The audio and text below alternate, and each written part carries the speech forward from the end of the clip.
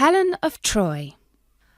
A long time ago, in the age of heroes, when gods and goddesses still took a close interest in human affairs, a great wedding was planned between a famous warrior called Peleus and a lovely sea nymph whose name was Thetis. All the kings and queens of the day were invited to the wedding feast, as well as all the immortal ones who live on Mount Olympus. All, that is, except for one. For no invitation was sent to Eris, the goddess of strife. Now strife is when people argue, and it was generally thought a bad idea to invite strife to a wedding party, in case she caused the happy couple to quarrel. Eris was extremely annoyed about being overlooked, and as revenge, she decided to play a spiteful trick on the wedding guests. Just as the celebrations were at their height, she appeared in the banqueting hall dressed as a serving girl. A silver plate was in her hands, and on it an apple, on which she had written the words, "For the fairest of them all." This she placed on the table where the three loveliest goddesses were sitting. Their names were Hera, Athene, and Aphrodite. Immediately that they saw the words on the apple, a quarrel broke out between the three goddesses. Hera said to the others, "I am the queen of all the immortal gods, and it follows that I must be far fairer than either of you two. So therefore the apple belongs to me." "My dear Hera," said Athene, "you might be queen, but I am the goddess of wisdom, and therefore I know absolutely everything that is worth knowing. You must believe me when I say that you are quite mistaken. Wisdom is beauty, and beauty is wisdom. They are one and the same thing, so therefore the apple belongs to me." "Darlings," purred Aphrodite, "it's quite obvious that the apple belongs to me. I possess the power of love because, to put it quite simply, I am so much more beautiful than anybody else." The goddesses carried on arguing continuously for years after the wedding was over. For time means nothing to the immortal ones. The king of all the gods, mighty thundering Zeus, became quite fed up with listening to their bickering. When at length he was at his wits' end, he suggested to the three lovely goddesses that they resolve the question once and for all with a beauty contest. And that is exactly what they did.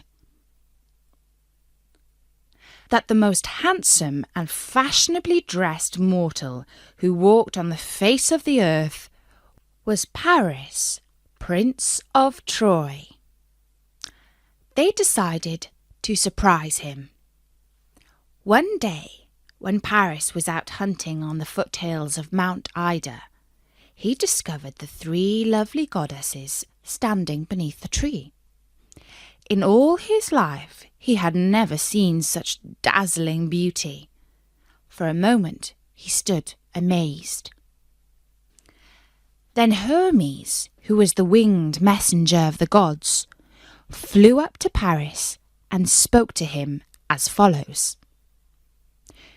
"Hail, Paris, Prince of magnificent Troy! Lord Zeus, the king of all the gods, sends you his greetings. He wishes to bestow upon you a great honour. He asks that you give this apple to the fairest goddess of them all." Paris, who normally had a keen eye for beauty, found it hard to choose. Each goddess was so beautiful. Hera had the most lovely milky white skin ever seen, Athene had the most dazzling dancing eyes, and Aphrodite had the most charming smile. Which should he pick? At length, seeing that he was at a loss, Hera said to him, "Prince Paris, give the apple to me, and I will give you the gift of great power." Athene, not to be outdone by this offer, said, "Prince Paris, give the apple to me, and I will give you the gift of great wisdom." But Aphrodite laughed and said, "Paris, my dear, don't you listen to those two silly goddesses.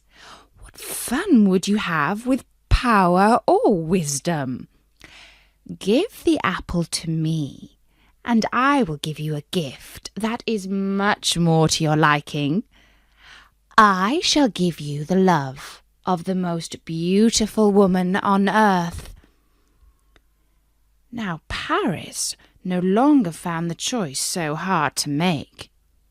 He had long been in love with the most beautiful woman on earth, whose name was Helen. It so happened that Helen was married to King Menelaus, and Paris had thought up until that moment that the possibility of his winning her love was beyond all hope. But now he understood that his chances would be greatly improved. And so Paris gave the apple to Aphrodite. She giggled with delight, but the other two goddesses were furious and flew directly back to Mount Olympus in a great huff, where they complained long and bitterly to Zeus about the unfairness of the competition.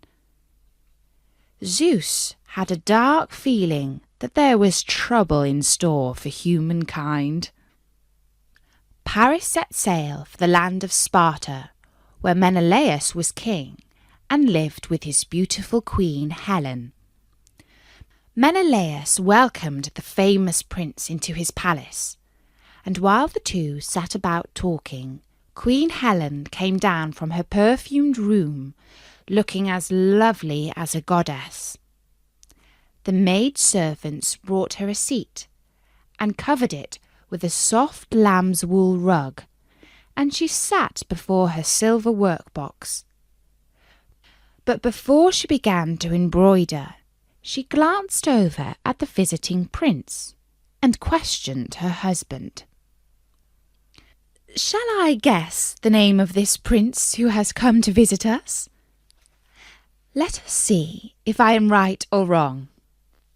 I have heard tell of a prince from far-off Troy, who is famous the world over for his looks and fashionable style.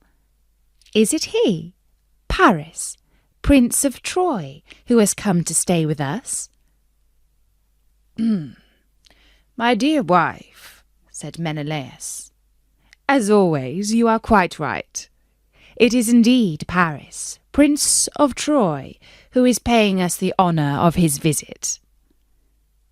And Paris acknowledged Queen Helen with a nod of his head. At dinner that night, Helen added a special potion into the wine, so that anyone who drank it would forget all his cares and be happy for the rest of the evening. They feasted and made merry, and while Menelaus was busy laughing and joking with one of his generals, Paris spoke softly to Helen. "Most beautiful queen," he said, "I beg you, meet me tonight in the orchard beneath the palace walls, and we shall sail away together in my ship and head directly for Troy, the most magnificent city in all the world." And because the goddess of love, Aphrodite, had wished it so, Helen could not help herself, and agreed to his suggestion. When King Menelaus awoke in the morning and discovered that his guest and his wife had run away together, he flew into a rage, Kicking the furniture and punching the walls of his chamber, he swore before all the gods that his revenge would be truly terrible. And so he went to see his elder brother, King Agamemnon of Argos, and spoke to him as follows.